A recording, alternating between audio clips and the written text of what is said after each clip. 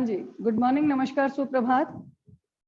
हिंदी की कक्षा में आपका स्वागत, अभिनंदन और आभार। जैसा कि आपको विदित है कि हमारी स्पर्श की पाठ्य पुस्तक का पतझड़ में टूटी पत्तियां पाठ चल रहा था और इस पाठ में हमने दो हिस्से बांटे हैं। सबसे पहला है गिन्नी का सोना और दूसरा है झेन की देन।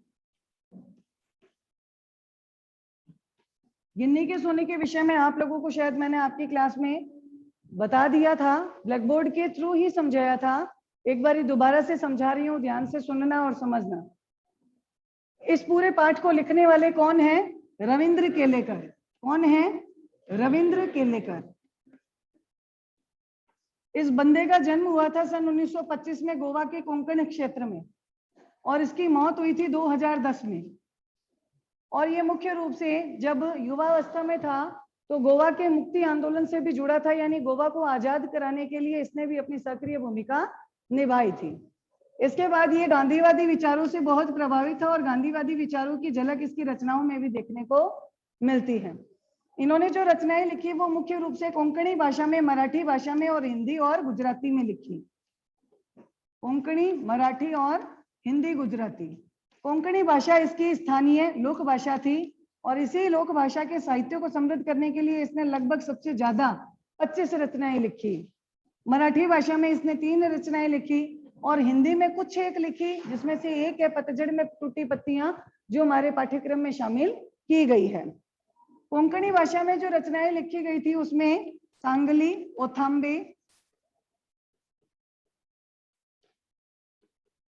मराठी भाषा में जापान जसा दिसला और हिंदी भाषा में जो मैंने अभी आपको बताई दी कि जो हमारे पाठ्यक्रम में शामिल की गई है। ठीक है। और इस तरह से गोवा साहित्य अकादमी से जुड़े होने के कारण साहित्य सम्मान इनको दिया गया गोवा का, और अन्य कई पुरस्कारों से भी नवाजा गया और लगभग साहित्य को समृद्ध बनाते हुए इस कार्य को करते हुए 2010 में इनकी मृत्यु हो गई। ठीक है। हमारे पाठ्यक्रम में शामिल जो शीर्षक है पतझड़ में टूटी पत्तियां, इसमें इनके द्वारा लिखी गई 2 अलग अलग रचनाएं हैं। सबसे पहली आती है गिन्नी का सोना और दूसरी आती है झेन की देन। गिन्नी का सोना जो है वो उन लोगों की ओर हमारा ध्यान आकृष्ट करता है जो लोग जो हैं व्यवहारिक हैं। हालांकि अपने आचरण में वो आदर्शों को भी शामिल करते हैं, लेकिन सबसे ज्यादा किसका साथ निभाते हैं? व्यवहारिकता का। तो एक बार ध्यान दीजिएगा कि इसमें आदर्श क्या है, व्यवहारिकता क्या है और इनकी तुलना किससे की गई है। अगर आपके पास बुक है तो अच्छी बात है, बुक से मिलान कीजिएगा, और अगर बुक नहीं है तो आप अपनी कॉपी में नोट करते चलिए। 2 चीजें मेंशन की है लेखक ने कि एक होता है शुद्ध सोना। शुद्ध सोना कैसा होता है? शुद्ध सोना बहुत ज्यादा मुलायम होता है और शुद्ध सोने में चमक भी नहीं होती है। इसी कारण इस शुद्ध सोने से गहने नहीं बनाए जाते। ठीक है। अब इस शुद्ध सोने में क्या मिलाया जाता है? तांबा। और तांबे के मिलाने से क्या बनता है? गिन्नी का सोना। गिन्नी का सोने का क्या अर्थ है कि शुद्ध सोने में जब थोड़ा तांबा मिलाया जाता है तभी उससे सिक्के तैयार किए जाते हैं, वरना शुद्ध सोने से सिक्के नहीं बन सकते, क्योंकि इस शुद्ध सोने को बहुत ज्यादा कोमल होने की वजह से किसी भी ढांचे में ढाला नहीं जा सकता। अब जब इसमें तांबा मिक्स हो गया तो ये क्या हो गया? थोड़ा मजबूत और कठोर हो गया, इसमें चमक पैदा हो गई और इसी से गहने तैयार हुए, जिन गहनों को ज्यादा से ज्यादा स्त्रियां लेना पसंद करती हैं। समझ गए? तो दिमाग में प्रश्न आता है यार कि क्या शुद्ध सोना और तांबा, तांबे से गिन्नी का सोना, क्या सोनारगिरी का काम समझा रहा है क्या यहाँ पे? ऐसा कुछ भी नहीं है। इसमें क्या समझाया जा रहा है? आज के समय के अनुसार व्यवहारिक चीजें, जिस चीज को ये कह रहा है कि मैं गांधी जी से बहुत ज्यादा प्रभावित था और गांधी जी के जीवन से मेरे को आचरण के कुछ नियम कायदे पसंद आए। गांधी जी क्या नियम अपनाते थे? सत्य का पालन करो, हमेशा सत्य बोलो, अहिंसा को भी अपनाओ। यानी अगर आपको कोई मारता है तो आप मार आसानी से खा लो, अहिंसक बने रहो, आप उसका विरोध मत करो, आप अपना बचाव मत करो, आप उसके प्रति दोबारा से हिंसा मत करो, यही सिखाते थे। अतिथि देवो भव, हमारे लिए बाहर से आया हुआ कोई भी व्यक्ति मेहमान बराबर है, और वो मेहमान अगर आपके घर में आकर के उत्पात मचाता हो तो मचाने दो। अतिथि देवो भव, देवता उत्पात मचा रहे हैं, मचाने दो। गांधी जी यही कहते थे, उसको रोको टोको नहीं, है ना। गांधी जी ये कहते थे वसुधैव कुटुंबकम। हमारी संस्कृति का एक बहुत बड़ा मूल्य है कि पूरी धरती ही क्या है, मेरा परिवार है। मानते हैं आप इसी चीज को कि पूरी धरती मेरा परिवार है ना। इसीलिए आज हमारे संयुक्त परिवार की प्रथा बनी हुई है। आज हम दादा दादी, मामा मामी, चाचा चाची, नाना नानी, हम आसपास में इस तरह के पूरे परिवार के लोग एक साथ मिलकर के रहते हैं और एक दूसरे का सम्मान करते हैं, एक दूसरे की बातों को अपनाते हैं, उनके द्वारा कही गई चीजों को, बातों को अपने आचरण में लाते हैं। है या नहीं है क्या आज ऐसा? है क्या आज ऐसा? नहीं है। अगर आप मान करके चलो कि 95% चीजें बहुत बदल चुकी और बची है तो रेयरेस्ट 5% चीजें ही ऐसी बची हुई हैं जिनसे हमें इस चीज का भान होता है कि वास्तव में आज के समय में ये मूल्य और ये आदर्श हमारे लिए अपनाने योग्य।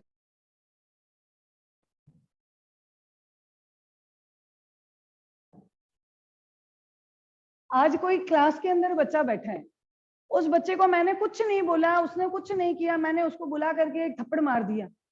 बाकी बच्चे देखेंगे अरे यार मैडम ने बिना किसी कारण के, बिना किसी गलती के इसको थप्पड़ मारा। वो बच्चा खुद सोचेगा कि मेरे को मारा तो कैसे मारा, है या नहीं? आप आदर्श अपना लोगे क्या? मैडम ने मेरे को मारा, लिया मैडम थोड़ा दूसरे गाल पे और टिका दो। हम तो आदर्शवादी हैं। आज के समय में ये आदर्श नहीं चलते। इसीलिए लेखक ने हमें यहाँ पे एक सूझबूझ अपनाने की शिक्षा दी है। क्या सूझबूझ? कि अपने जीवन में थोड़ा सा शुद्ध सोना, यानी थोड़े से शुद्ध आदर्श रखो, लेकिन समय इस चीज की अनुमति नहीं देता। इसलिए इनके साथ हमें क्या अपनानी पड़ेगी? व्यवहारिकता। और ये व्यवहारिकता यानी सूझबूझ अपना कर ही आप अपने समाज में अपनी स्थिति को स्टेबल कर पाओगे, आप स्टैंड कर पाओगे, वरना आपको लोग टके के भाव बेच आएंगे और आपको पता भी नहीं चलेगा। क्योंकि आज के समय में शुद्ध आदर्शों को उस खरे रूप में अपनाना बिल्कुल भी पॉसिबल नहीं है क्या कोई पॉसिबल? आज हम कहते हैं कि हम गांधी जी की तरह, गांधी जी ने कहा था कि तुम्हारे मुंह पे कोई अगर पीक थूक कर चला जाए तो अपना मुंह उसके आगे ही रखो। आप स्वीकार कर लोगे इस चीज को? नहीं। क्यों? क्योंकि ये हमारे सम्मान को एक ठेस पहुंचाता है, ये कार्य हमारे लिए असहनीय है और हम इसका क्या करेंगे? विरोध करेंगे। क्योंकि गांधी जी ने खुद ने भी किया था। कैसे? गांधी जी के विषय में आप सभी जानते हो, किस नाम से जाने जाते हैं? राष्ट्रपिता, है ना। इन राष्ट्रपिता को ने जो आंदोलन चलाए, सबसे पहले इन्होंने दिया नॉन कोऑपरेशन, असहयोग आंदोलन, है ना। दूसरा आंदोलन चलाया अंग्रेजों को निकालने के लिए सविनय अवज्ञा आंदोलन, विनय के साथ सरकार के नियमों को नहीं मानना, है ना। क्या अंग्रेजी सरकार ने उनके द्वारा अपनाए गए इन हथकंडों से उनकी बातें मान ली थी? माननी थी क्या? आओ गांधी जी ये ले लो, आपकी पूरा एग्रीमेंट है, आप आजाद हो, ले जाओ अपने देश को। नहीं, एंड में भाई साहब खुद कह के गए, डू एंड डाई, करो या मरो। अब अपने बस की बात नहीं है, सीधी उंगली से घी निकलने लायक नहीं है, उंगली थोड़ी टेढ़ी करनी पड़ेगी। यानी आदर्शों से आप अपना कार्य नहीं निकाल पा रहे, इन आदर्शों में हमें क्या मिलाना पड़ेगा? व्यवहारिकता को मिलाना पड़ेगा। और इसी सूझबूझ को दिखाकर आप समय की मांग के अनुसार, जो वक्त डिमांड कर रहा है उसके अनुसार आप अपना काम भी निकाल लोगे, ज्यादा से ज्यादा आप पसंद भी किए जाओगे और लोग आपके नेतृत्व को स्वीकार भी करेंगे, है या नहीं। आज हमारे कुछ बच्चों का ग्रुप है, बच्चे चंचल होते हैं, बच्चों में इस तरह की एक्टिविटी चलती रहती है। मान लीजिए बच्चों को कुछ खुराफात सूझी और बच्चों के 4-5-7 जनों का एक ग्रुप है, उस ग्रुप ने ये सोचा कि आगे अगर क्लास चल रही है तो पीछे आज मम्मी ने लंच बॉक्स में बढ़िया सा लंच डाला है, क्यों ना एक एक और खा लिया जाए। मैंने खा लिया, मेरे साथ वाले ने खा लिया, अगले ने खा लिया। एक जना कहता नहीं मैं तो नहीं खाता, ये तो मैं लंच नहीं कर सकता, मैं तो बहुत ईमानदार हूँ। और उसने ईमानदारी का परिचय ये और दे दिया कि खड़ा होकर के और टीचर को कंप्लेन कर दिया कि ये सभी आपकी क्लास के अंदर लंच का स्वाद चख रही हैं। तो मैडम जी क्या करेंगे? उनको बढ़िया स्वाद चखाएंगे और जब पूरा का पूरा ग्रुप उस स्वाद को चख लेगा तो फिर क्या करेगा, उस बंदे का अपने ग्रुप में से बॉयकॉट कर देगा, बहिष्कार कर देंगे। जा भाई, ऐसे गांधी जी की या ऐसे सच्चे आदमी की हम हमारे ग्रुप में कोई जगह नहीं रखते। रखेंगे क्या? इतना भर नहीं, पहले उसको बढ़िया लेके जाएंगे किसी कोने में, उसको अच्छे से समझाएंगे कि बेटा ये आचरण तेरा हमारे लिए उचित नहीं था, तब उसको सीख देंगे और उसके बाद उसको अपने ग्रुप से हटा देंगे। हैं हम आदर्शवादी? नहीं, क्योंकि आज के समय में इतने आदर्शों को अपने काम में लेना संभव ही नहीं है। है क्या संभव? नहीं है। मान लो आज आपके किसी भी कारण से परीक्षा केंद्र पर पहुंचने पर आपके हाथ में से किसी ने आपके पेन छीन लिए, अब उस सेंटर पे जाते ही आपके पास काम करने के लिए पेन नहीं है, तो आप हाथ बांधे वहीं रोते गिड़गिड़ाते रहोगे कि उस बंदे ने मेरा पेन छीन लिया, क्या पता दया खाकर के वो मेरा पेन वापस दे देगा। नहीं, अपने हक के लिए हमें लड़ना पड़ेगा, तब आदर्श हमारे काम के नहीं होते। यही चीज, हाँ, अपने हक के लिए, अपने अधिकार के लिए, भलाई के लिए हमें लड़ना पड़ेगा। मान लीजिए ये तो आपके साथ हुआ, आपके किसी दोस्त के साथ होता हो, उसकी कोई बहुत कीमती चीज है कोई और छीन कर ले जाता हो, तो आप खड़े देखते रहोगे क्या? नहीं, हिंसा का तो सहारा लेना पड़ेगा। क्यों? कि उसको सब, जब तक उसके साथ मारपीट नहीं होगी, छीना झपटी नहीं होगी, तब तक मेरे दोस्त की कीमती चीज उसको मिल नहीं पाएगी। तो यहाँ हमें थोड़ा सा व्यवहारिक बनना पड़ेगा। तो जो व्यक्ति व्यवहारिकता में थोड़ी सी आदर्श को मिला करके सूझबूझ से काम निकाल लेते हैं, उनको नाम दिया प्रैक्टिकल आइडियलिस्ट। क्या नाम दिया? Practical idealist. और इस तरह का प्रैक्टिकल आइडियलिस्ट किसको माना गया? गांधी जी को। और गांधी जी के आचरण का मैंने तुम्हें बता ही दिया कि गांधी जी जिस तरह से असहयोग आंदोलन और सविनय अवज्ञा आंदोलन तक अपने आंदोलनों को चला रहे थे, लास्ट टाइम पर आकर के उन्होंने भी कह दिया भाई डू एंड डाई, करो या मरो, इस तरह से स्वाधीनता हमें नहीं मिलने वाली, तुम जानो तुम्हारा काम जानो, या तो लड़ भिड़ के मर जाओ और या अपना हक छीन लो। है या नहीं? तो हमें भी इस समाज के अंदर प्रैक्टिकल आइडियलिस्ट बनकर के अपना काम निकालना पड़ेगा। यहाँ हम सोने में तांबा नहीं मिला रहे, बल्कि इस तांबे में थोड़ा सा सोना मिला रहे हैं। यानी व्यवहारिक रूप में हम कितने हैं? 80%। व्यवहारिक रूप से हम 80% अपने आप को व्यवहारिक रखते हैं, तो 20% आदर्श काम में लेते हैं। आप क्या मानते हैं कि गांधी जी पूर्ण रूप से व्यवहारिक थे? थोड़ा सा उन्होंने क्या किया? आदर्श अपनाया। तो हमें लगता है अरे यार, गांधी जी पहले अपने आप को कष्ट देते हैं, लोगों के लिए लड़ते हैं, लोगों के लिए सत्याग्रह करते हैं, लोगों के लिए हड़तालें करते हैं, लोगों के लिए अनशन करते हैं, अपने शरीर को कष्ट देते हैं, तो हमें उनके प्रति अपनी सहानुभूति जोड़नी पड़ती है और हम उनको अपना नेता मानते हैं, है ना? है या नहीं? लेकिन इसके पीछे क्या स्ट्रेटेजी थी, क्या राजनीति थी, क्या ट्रिक थी? गांधी जी ये मानते थे ऐसा मैं करूंगा, 10 दिन, 15 दिन, 20 दिन लोगों की सिंपैथी मेरे साथ जुड़ेगी, और अगर मेरी फिजिकल कंडीशन डाउन चली जाएगी और मुझे कुछ हो जाएगा, उस स्थिति में सारे लोग क्या हो जाएंगे? बागी हो जाएंगे, और वो उस सरकार के लिए क्या होगा? खतरा होगा। इसलिए सरकार उनकी बातों को मान लेती थी। तो दिखाई ना उन्होंने अपनी व्यवहारिकता और सूझबूझ, और अपना काम भी निकलवा लिया। यानी खाका या ढांचा तो था आदर्श का, और अंदर क्या भरा पड़ा था? व्यवहारिकता। और ऐसी ही आदर्शात्मक व्यवहारिकता हमें भी अपनाने की आवश्यकता है, क्योंकि आज के समय में हम पूर्ण रूप से शुद्ध आदर्शों को ना तो अपना सकते हैं और ना ही ऐसे शुद्ध आदर्शों को पालन किया जा सकता है। व्यवहारवादी जो लोग होते हैं, उन व्यवहारवादी लोगों ने खुद आगे बढ़े, खूब सम्मान प्राप्त किया, खूब ऊंचे उठे, लेकिन कभी सरकारी पद तक पहुंच पाए क्या? नहीं पहुंच पाए। क्यों नहीं पहुंच पाए? क्योंकि उन्होंने अपने साथ थोड़ा सा आदर्श साथ में कायम किया, और आदर्श कायम करके वो अपनी सूझबूझ जब भी निकालते थे तो समाज के अंदर दुर्गुण शामिल हो जाते थे। आज मुझे लगता है कि किसी बच्चे ने अगर वर्क कंप्लीट करके नहीं दिखाया तो मैं क्या हथकंडे काम में लूंगी? बच्चे को बुलाया, उसको अपनी तरफ से समझाया, फिर भी बच्चा नहीं माना तो थोड़ा सा कठोर रुख अपनाया, फिर भी बच्चे के समझ नहीं आई, पेरेंट्स को बागी कर दिया, वहां तक कंप्लेन पहुंचा दी। अब भाई या तो तू यहाँ आएगा हमारे पास, या जाएगा अपने पापा मम्मी के पास, कहीं ना कहीं तेरे को हर समय काम पूरा करो की डिमांड सुनाई देगी, तो कम से कम थोड़ा बहुत तो तू लिखना सीखेगा। है या नहीं? तो वहां पर क्या है, हमने सारे आदर्श एक बार नहीं अपनाए, उसमें व्यवहारिकता को काम में ले लिया। तो वहां पर हिंसा भी आती है, झूठ भी आता है, धोखा भी आता है, और दूसरों के बजाय अपना मुनाफा भी आता है ना? तो समाज को गिराने का काम किया व्यवहारवादियों ने, और समाज के अंदर जो शाश्वत मूल्य थे, हिंसा मत करो, सत्य बोलो, अतिथि देवता के बराबर है, पूरी धरती मेरा परिवार है, हवन करो, अपने हाथ जलाओ, दूसरों की भलाई करो, अपना नुकसान करो, ये आदर्शवादियों ने ही दिए हैं। और आज के समय में इन आदर्शों की कोई वैल्यू नहीं है। समझ आई बात? कहीं कोई दिक्कत नहीं है? तो अब ध्यान से सुनना और समझना, बुक से मिलान करना, बुक से मिलान कीजिएगा।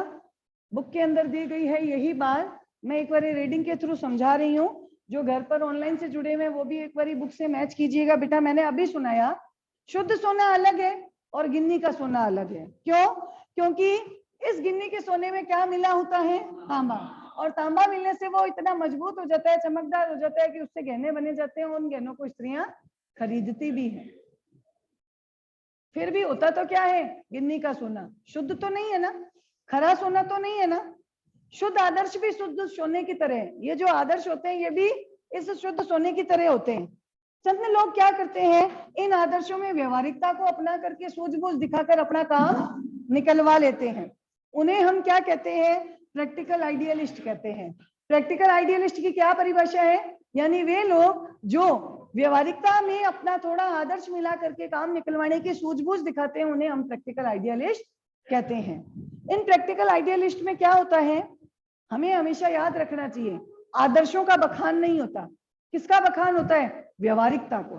क्योंकि व्यवहारिकता के आधार पर आपने जो निर्णय लिए हैं, आपने जो मांग बनवा ली है, वही इतिहास के पन्नों पर स्वर्ण अक्षरों में लिखी जाती है। जैसे गांधी जी के लिए हम कहते हैं उन्होंने इतने आंदोलन चलाए, इतनी सफलता पाई, तभी तो आज हम उनको राष्ट्रपिता के नाम से जानते हैं। क्यों जानते हैं उनको?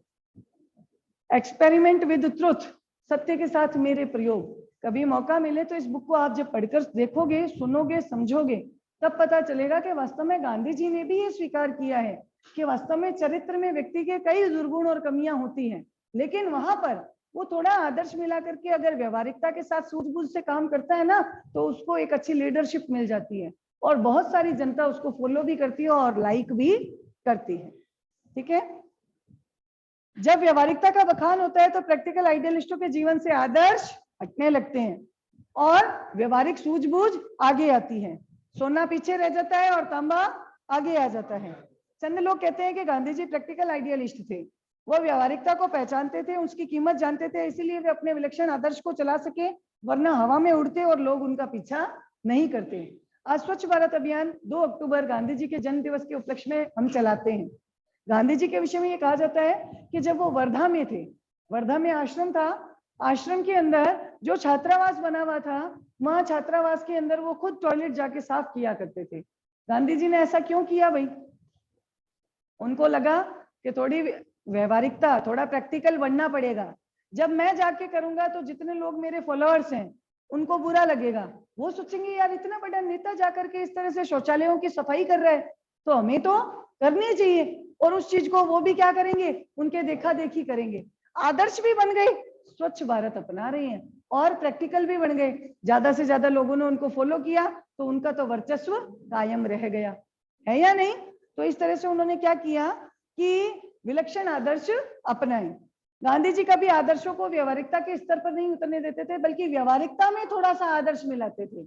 यानी अगर व्यवहारिकता 80% रखी है तो उसमें 20% आदर्श मिला करके अपना काम निकालते थे। यानी वो सोने में तांबा नहीं, बल्कि इस पूरे तांबे में थोड़ा सा सोना ऐड करते थे। समझ गए? और इस तरह से उसकी कीमत बढ़ाते थे और सोना हमेशा आगे आता रहता था। आगे बताया है कि व्यवहारवादी लोग हमेशा सजग रहते हैं। क्यों रहते हैं भाई? आज मैं बहुत बड़ा बिजनेस करना चाह रहा हूँ और उस बिजनेस में मैं ये सोचता हूँ, मान लो मेरे पापा जी ने बहुत बड़ी मिल या फैक्ट्री खुलवा करके दी है, उसमें खूब सारा कपड़ा निर्मित होता हो। आप उस कपड़े को जब मार्केट में बेचने के लिए भेजेंगे, फ्री ऑफ कॉस्ट देंगे क्या? Free free free. क्यों भाई? इतना पैसा खर्च करके अगर आपके पापा ने इतना बड़ा बिजनेस खुलवाया है तो आपका कोई ना कोई मार्जिन तो है उसमें से प्रॉफिट निकालने का, वरना लॉस में चले जाओगे और वहां दोबारा पापा आपको घर में घुसने की भी अनुमति नहीं देंगे। देंगे क्या? वहां पर आपको क्या है, सजग रहना पड़ेगा। भाई किसी भी काम में मेरा फायदा कितना है, मेरा नुकसान कितना है, ये सोच करके ही हमें काम करना चाहिए। तो देखिए, लाभ हानि का हिसाब लगा करके चलते हैं, वे जीवन में सफल होते हैं और अन्य लोगों से आगे भी निकल जाते हैं। लेकिन क्या वो सच में ऊपर जाते हैं, यानी राजनीतिक अप्रोच प्राप्त कर सकते हैं? नहीं, वो राजनीतिक अप्रोच नहीं पा सकते, क्योंकि राजनीतिक अप्रोच तक तो साम दाम दंड भेद वाले व्यक्ति पहुंच पाते हैं। उसमें तो उन्होंने आदर्श अपनाए हैं, आदर्श अपना करके वो जनता का एक खूब अच्छा प्रभावशाली व्यक्ति बन सकता है, लेकिन वो ठेठ ऊपर तक सरकारी अप्रोच तक बहुत बड़े जो पॉलिटिशियन या पॉलिटिकल जो अप्रोच होती है, राजनीतिक जो पहुंच होती है, दमखम होती है, वहां तक नहीं पहुंच पाते। तो लेखक कहता है कि आदर्शवादी लोग क्या करते हैं, समाज के अंदर जो शाश्वत मूल्य हैं वो आदर्शवादियों ने दिए हैं, और व्यवहारवादियों ने तो समाज को गिराया है। गिराया है मतलब कहीं ना कहीं झूठ भी बोला है, कहीं ना कहीं धोखा भी दिया है, कहीं ना कहीं अपना फायदा भी ढूंढा है, कहीं ना कहीं हिंसा भी अपनाई है ना। तो इस आधार पर ये दुर्गुण समाज के अंदर आई है। किनकी वजह से, किनकी वजह से आई है? व्यवहारवादियों की वजह से। आदर्शवादी तो बड़ी बड़ी बातें करते हैं तो समाज अच्छा दिखता है, लेकिन व्यवहारवादी कहते हैं ये आदर्श काम में नहीं लिए जा सकते, इनमें थोड़ी व्यवहारिकता चलानी है। तो गिन्नी का सोना प्रैक्टिकल आइडियलिस्ट है और शुद्ध सोना कोरे आदर्श हैं, जिन्हें शुद्ध रूप में अपना नहीं सकते। इनमें थोड़ी सी तांबे रूपी व्यवहारिकता मिलाकर ही आप अपना काम निकाल सकते हो और समय के अनुसार अपने आप को स्टेबल करके चल सकते हो। समझ आ गई बात? सेकंड पार्ट है इसका, जैन की देन।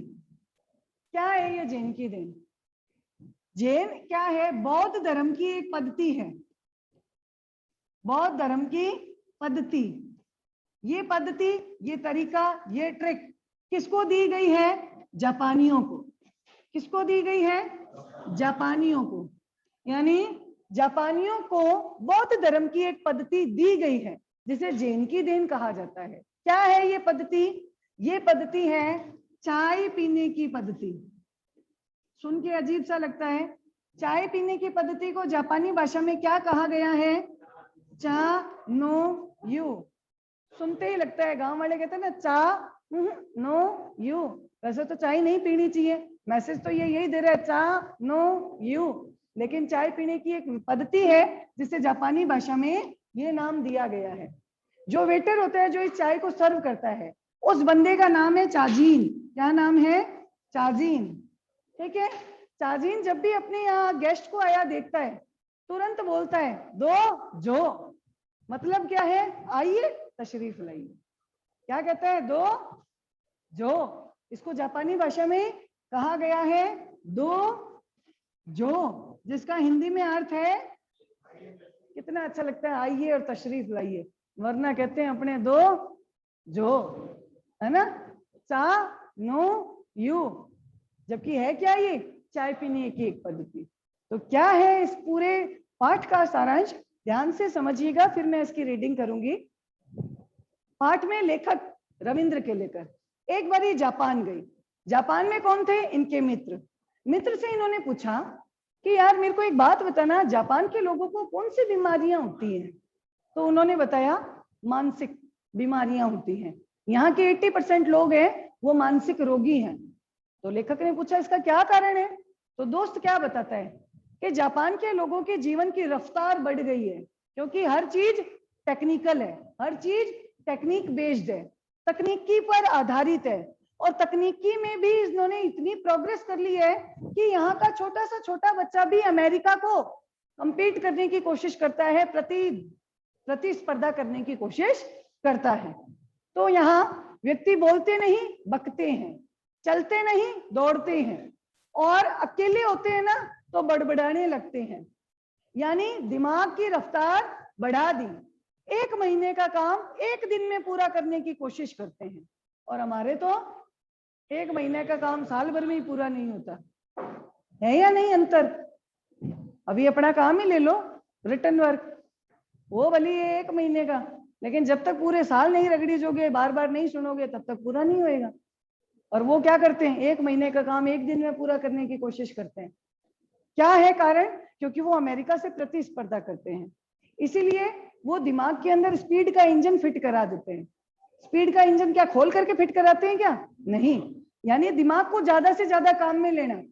ज्यादा से ज्यादा दिमाग को काम में लेंगे तो क्या होगा, ये भी मशीनरी है, एक समय ऐसा आएगा धीरे धीरे क्या होएगा, दिमाग ठप होने लगेगा और एक समय बिल्कुल खत्म हो जाएगा। और वो बंदा अपनी इच्छाएं, अपनी अपेक्षाएं, अपना कार्य पूरा नहीं देख करके क्या हो जाएगा, फ्रस्ट्रेट होएगा, तनाव में आएगा, और यही तनाव क्या होगा, उसके मानसिक रोगी होने का कारण बनेगा।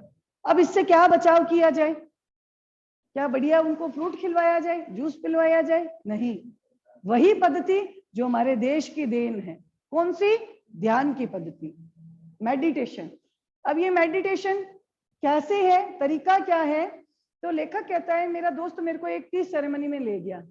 टी सेरेमनी में जहां पर ले गया वो जगह कैसी थी, 6 मंजिला इमारत, उसका जो ऊपर का टेरेस था, उस टेरेस की चारों तरफ की दीवारें दफ्ती, दफ्ती का अर्थ है लकड़ी की बनी हुई, ऊपर की छत पत्तियों की बनी हुई, और नीचे कालीन नहीं, चटाई बिछी हुई। चटाई आपने देखा है, छोटे छोटे तिनकों से वैसे बनी होती है, ठीक है। तो यानी ऊपर का पूरा वातावरण कैसा बन गया, प्राकृतिक वातावरण बन गया। उस प्राकृतिक वातावरण में एक ही बंदा था जो उनको सर्विंग का काम दे रहा था, सर्विस दे रहा था। वो कौन था? चाजीन। वहां पर 3 बंदों को ही एंट्री लेने की अनुमति थी। कितने बंदे जा सकते थे एक समय में? 3। क्यों? हम है 3 से ज्यादा। 10 मिनट अगर कोई टीचर नहीं आता है तो कितनी बढ़िया टी सेरेमनी मनाते हैं। पर बढ़िया दृश्य नजर आता है, ऐसा लगता है मानो कुरुक्षेत्र का मैदान है। एक तरफ कौरव और पांडव नजर आएंगे और थोड़ी देर में रंगारंग कार्यक्रम की प्रस्तुति, कमेंट्री देगा कोई संजय बाहर खड़ा होकर के फलानिया ने किस तरह से युद्ध किया, कैसा वार किया और उसका कितना नुकसान पहुंचा, कितने लोग घायल हुए। ये सारा का सारा समाचार हमें कोई और न कहता सुनाई देगा, है या नहीं?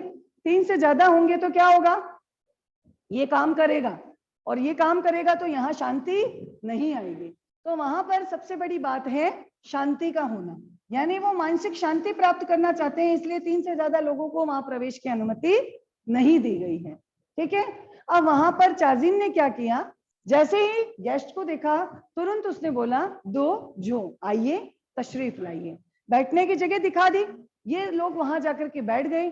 चाजिन वहां से पास के कमरे में गया, वहां से कुछ कप वगैरह निकाल कर लाया, उनको सलीके से धोया, तौलिए से पोंछा, सिगड़ी जलाई। जानते हो सिगड़ी? लोहे का एक ऐसा साधन है जिसमें ऊपर हीटर की तरह सलाखें सी लगी होती है, जाल सा बना होता है, नीचे एक खांचा होता है जिसमें कोयलों को सुलगाया जाता है। अब वो जो कोयले अंगारों के रूप में बदल जाते हैं तो हीट ऊपर आती है और उसी हीट में कोई ना कोई खाद्य तैयार होता है। देख रखी है? जैसे इलेक्ट्रिक हीटर होता है बिल्कुल वैसी ही शेप होती है, लेकिन उसके नीचे की तरफ एक खांचा और बना होता है जिसमें कोयले जो हैं वो गर्म करके जलाए जाते हैं। जब कोयले अंगारों का रूप ले लेते हैं तो ऊपर जो जाली लगी हुई है उसके अंदर हीट आती है, उसी हीट पर अगर आप बर्तन रख दोगे, उसमें कोई खाद्य पदार्थ डाल दोगे तो पककर तैयार हो जाएगा। चाजीन क्या करता है, अंगीठी सुलगाता है, उस पर चायदानी रखता है और इतनी शांति होती है कि चायदानी के अंदर पानी के खदबदाने की आवाज भी उनको वहां सुनाई देती है। इतनी ऊंची बिल्डिंग, कोई वाहनों का, कोई गाड़ियों का, कोई इलेक्ट्रिक जो भी यहाँ फैसिलिटी है, किसी की भी शोरगुल सुनाई नहीं दे रहा। एकाएक जैसे इलेक्ट्रिसिटी कट होती है कितनी शांति होती है। कभी फील किया इस चीज को? बिजली जाने पर जितनी शांति होती है उतनी हम सुविधाओं में बैठे हैं लेकिन शांत वातावरण नहीं है। तो अब लेखक को लगा कि हमारे सामने कप में चाय भर के दी, चाय कितनी, सिर्फ 2 घूंट, और पीने में समय कितना लगा, 1.5 घंटा, और हम तो 1 गिलास दूध तक सल्टा करके आते हैं, साथ में कोई पराठा, सैंडविच, ब्रेड वगैरह लेकर के आते हैं। 10-15 मिनट में कब उसको डकार जाते हैं पता ही नहीं चलता, और 2 घूंट चाय 1.5 घंटे का समय, ताज्जुब होता है यार। और चाय पीने का क्या तरीका, चाय ऑटो के पास ला करके चुस्कियां ले लेके उसका आनंद लिया जा रहा है, और 1.5 घंटे तक वो चुस्कियां ले लेके उस चाय का आनंद उठा रही है। अब हमारे दिमाग में ये भी आता है कि मान लो बाहर से क्रिकेट खेलकर भागम भाग में अंदर आए, घर के अंदर आए, प्यास लग रही है, मम्मी ने कह दिया फ्रिज का पानी नहीं पीना, क्यों, तुम्हें जुकाम हो जाएगा, मटकी का पानी पीना है। अब लोटे में भर करके जब आप उस पानी को अपने मुंह में उड़ेलोगे तो एक तो थके हुए आयो, भागे हुए आयो, सांस फूली हुई है, अब हवा के साथ जो पानी है वो बड़े बड़े गोलों के रूप में पेट में जाएगा, पेट में एकाएक दर्द उठ जाएगा। हम क्या करते हैं, गिलास में डाल करके उस गिलास को जूठी करके पीते हैं, बड़ा मन तृप्त होता है और प्यास भी बुझ जाती है। और तो साधन छोड़ो, ये जो साधन है ना चाय पानी पीने का, ये सबसे विलक्षण है। इससे जब पानी पीते हैं ना तो एक अलग ही आनंद आता है, क्योंकि कोई साधन नहीं है, प्यास बुझाने का सबसे सरल साधन है और मन भी संतुष्ट हो जाता है या नहीं? बस कुछ वैसा ही उस प्राकृतिक वातावरण में उस 2 घूंट चाय का आनंद 1.5 घंटे तक लेकर के लेखक को फील हुआ कि यार हम क्या जी रहे हैं। एक 9th में क्या परसेंटेज आए थे, अरे यार पेपर नहीं हुए, पास हो गए ऐसे ही, अब 10th में क्या हालत होगी। यानी एक जो बीत गया उसकी भी चिंता खाई जा रही है, एक जो आया नहीं उसकी पहले चिंता सता रही है। यानी जो चल रहा है, जो जी रही है, उसकी तो फिक्र ही नहीं है ना। तो जो वास्तविकता है, जो सत्य है, वो क्या है, वर्तमान। जो बीत चुका उसका रोना रोने से कोई मतलब नहीं है, और जो आया ही नहीं उसकी चिंता क्यों करनी। जो चल रहा है उसी को आप अगर सही मायनों में जियोगे तो आपका आने वाला कल भी सुनहरा होगा, और जो बीते समय में हमसे गलतियां हैं वो भी सुधर जाएंगी। तो लेखक का कहना यही है कि उस 1.5 घंटे में मैंने जो मानसिक शांति का अनुभव किया, ऐसा लग रहा था जीना किसे कहते हैं मुझे आज पता चला। मुझे ऐसा लग रहा था मैं अनंत काल से जी रहा हूं, यानी लंबे समय से मैं जीवन का आनंद उठा रहा हूं। और जापान के लोगों को जैन परंपरा की यही देन थी, जिसे ध्यान की पद्धति का एक छोटा सा उदाहरण माना गया है, जिससे लोग अपनी व्यस्ततम दिनचर्या में से भी 1.5 घंटे का समय निकाल करके अपने मानसिक तनाव को कम कर सकते हैं और मानसिक शांति का अनुभव कर सकते हैं। यही है जैन परंपरा की देन जापानियों को। समझ आया? कहीं कोई दिक्कत? अच्छे से समझ आ गई? अब ध्यान से सुनना, जिसके पास बुक नहीं है सुन लेना, और अभी तक जो मैंने बोला है उसका मिलान कर लेना। और जो घर पर बैठे हैं बेटा, वो लोग भी अपने पुस्तक से मिलान कीजिएगा, ध्यान से सुनिएगा और मिलान कीजिए। मैं रीडिंग कर रही हूँ। जापान में मैंने अपने एक मित्र से पूछा कि यहाँ के लोगों को कौन सी बीमारियां अधिक होती है, तो उन्होंने जवाब दिया मानसिक। यहाँ के 80% लोग मनोरुग्ण हैं। मैंने कहा इसकी क्या वजह है?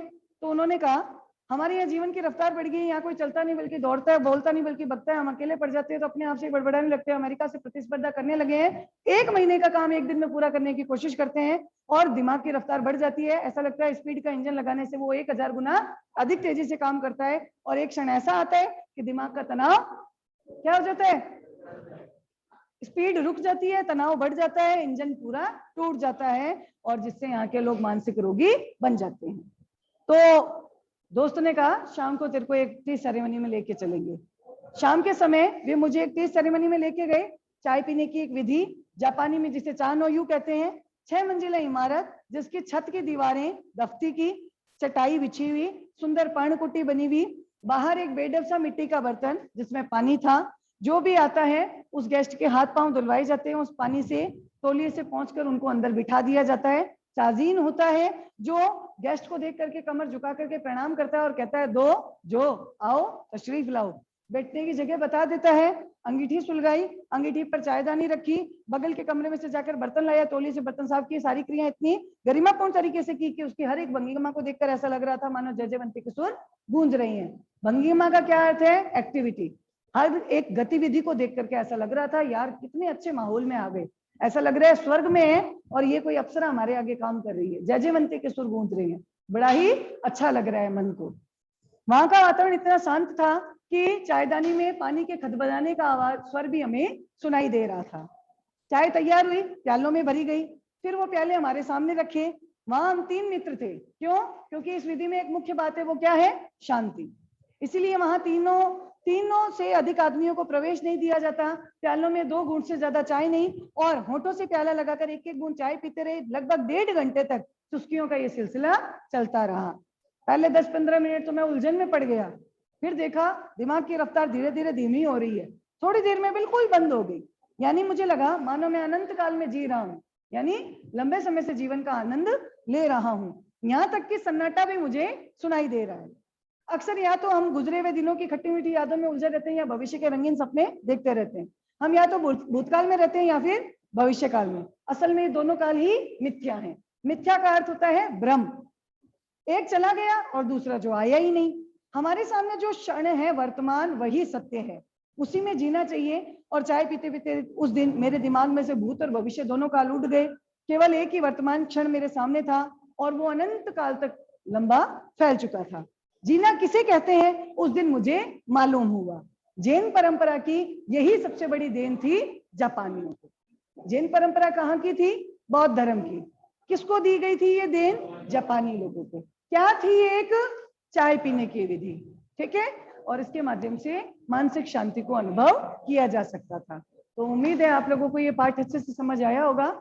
आज इसका पूरा पीडीएफ शेयर कर दिया जाएगा, घर पर बैठ करके अपना कार्य पूरा कीजिएगा। और जहां कहीं आपको सेल्फ स्टडी में, स्वाध्याय में किसी भी टॉपिक से रिलेटेड कोई डाउट हो तो जरूर पूछिएगा, ठीक है। धन्यवाद बेटा जी।